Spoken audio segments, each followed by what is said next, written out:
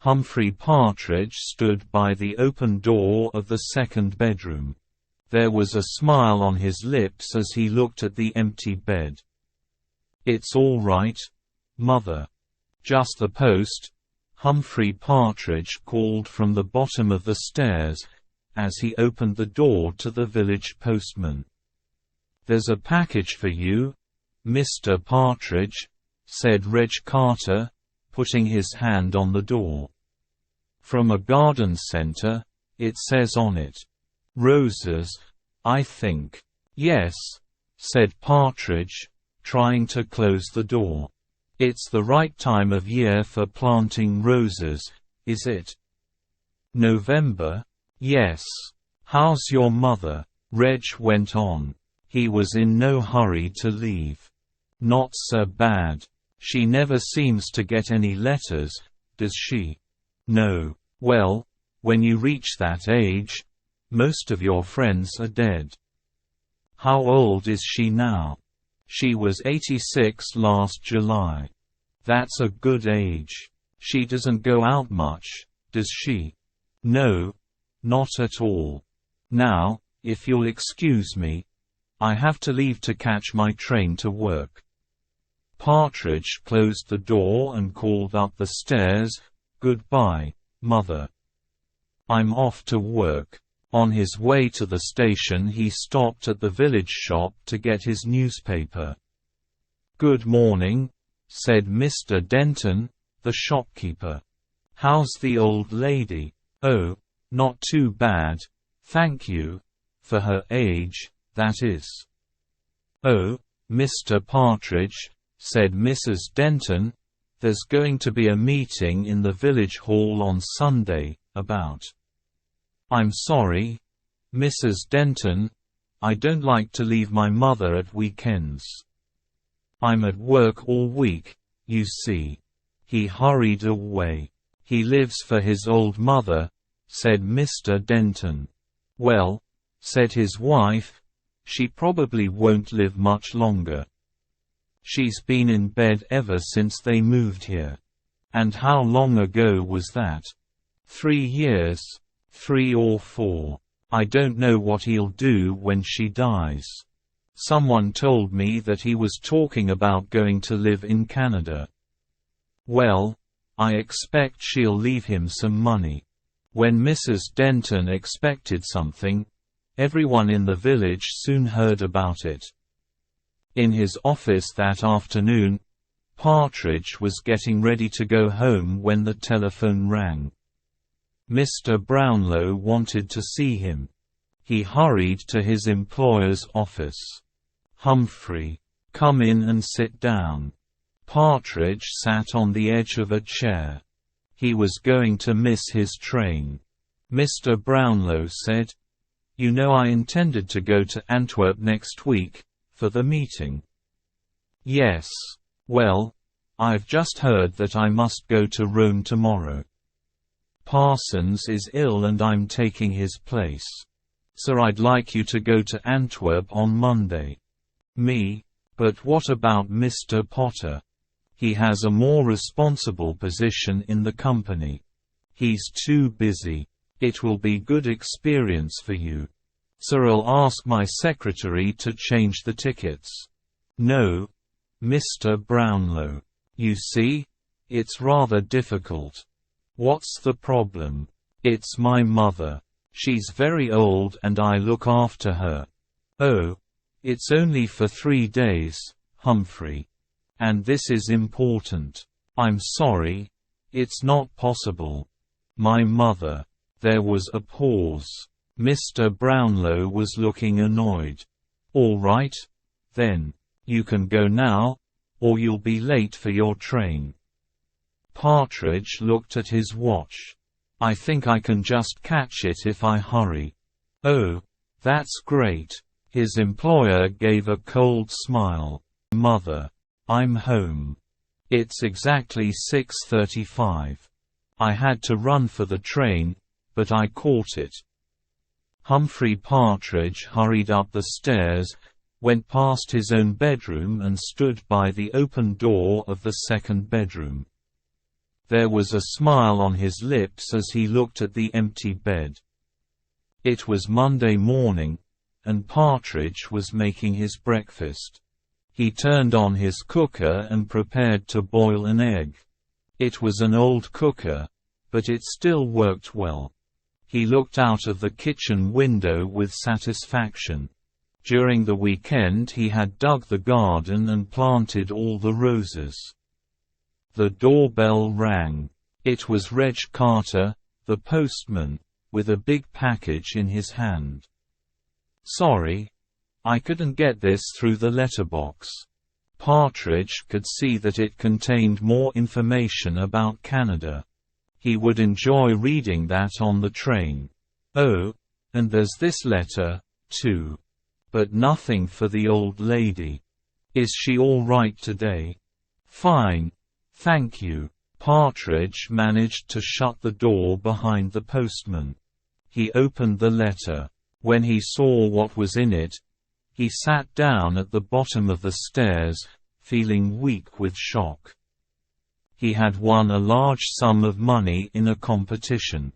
"You wanted to see me, Partridge?" "Yes, Mr. Brownlow." "Well, be quick, then. I've just flown back from Rome. I've come to tell you I'm leaving." "You mean you want to leave the company?"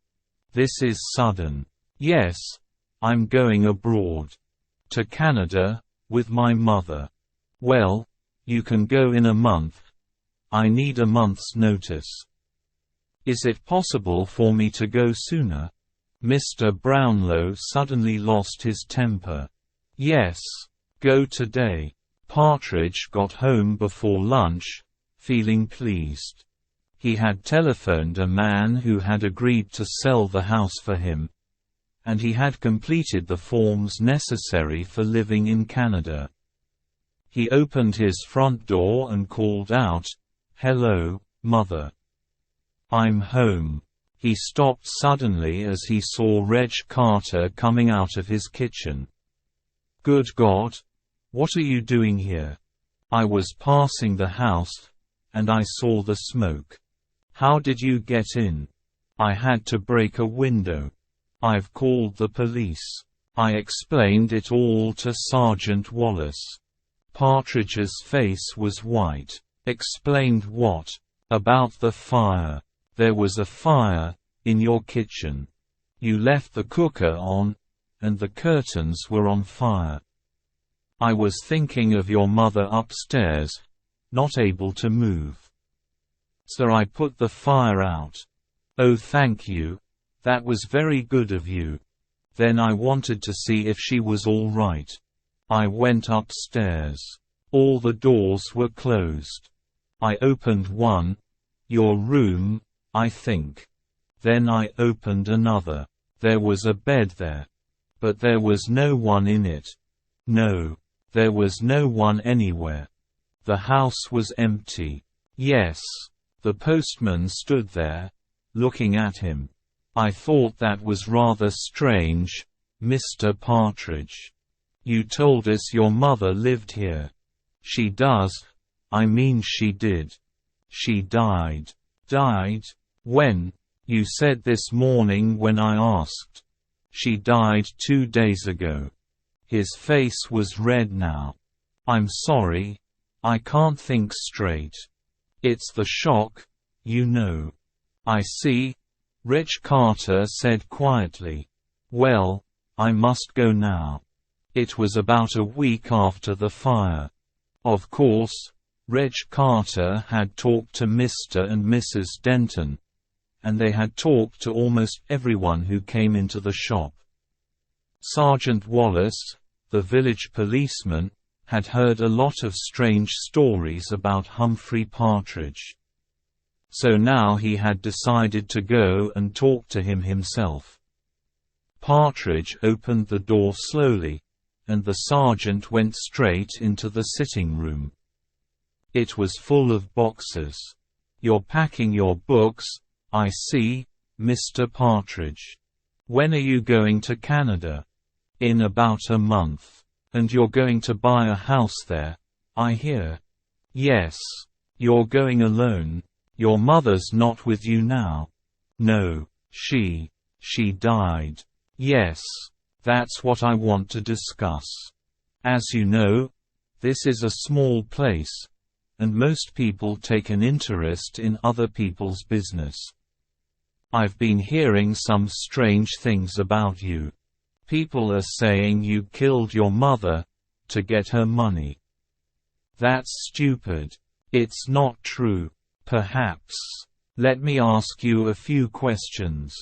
First, when did your mother die? 10 days ago. The 11th. Are you sure? The 11th was the day you had the fire. Sorry. 2 days before that. It was such a shock. Of course. And so the funeral was on 10th. Sometime about then, yes.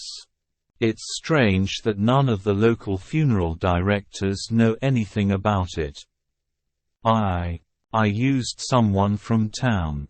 I see. And was it a doctor from town who signed the document saying that she was dead? Yes. Do you perhaps have a copy of the document? Partridge looked unhappy. You know I don't. I'm afraid, the sergeant said. That suggests there may be something unusual about your mother's death. Now, if a crime has taken place. No crime has taken place. Partridge cried. I haven't got a mother. I never saw my mother. She left me when I was 6 months old, and I grew up in a children's home. Then who was living upstairs? Nobody. I live alone. I always have lived alone. I hate people. People are always asking you questions. They want to come into your house, take you out for drinks. I can't stand it. I just want to be alone. Sergeant Wallace tried to stop him, but now Partridge couldn't stop. But people don't allow you to be alone. You have to have a reason. So I invented my mother. I couldn't do things, I couldn't see people, because I had to get back to my mother. I even began to believe in her and talk to her. She never asked questions, she just loved me, and was kind and beautiful. Now you've all killed her. Sergeant Wallace took a moment to absorb this new information.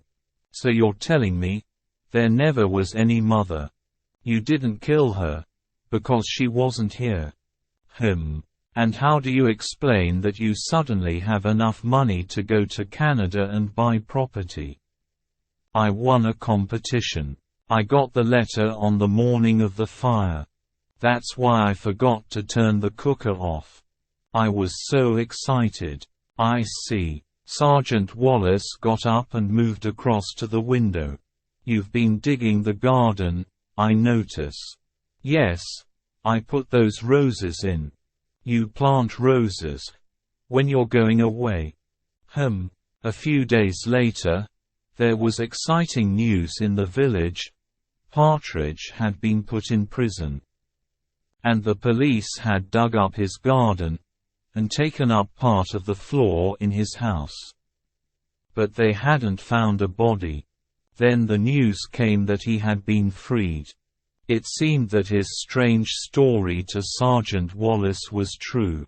There had been no one else living in the house. He had won a large amount of money.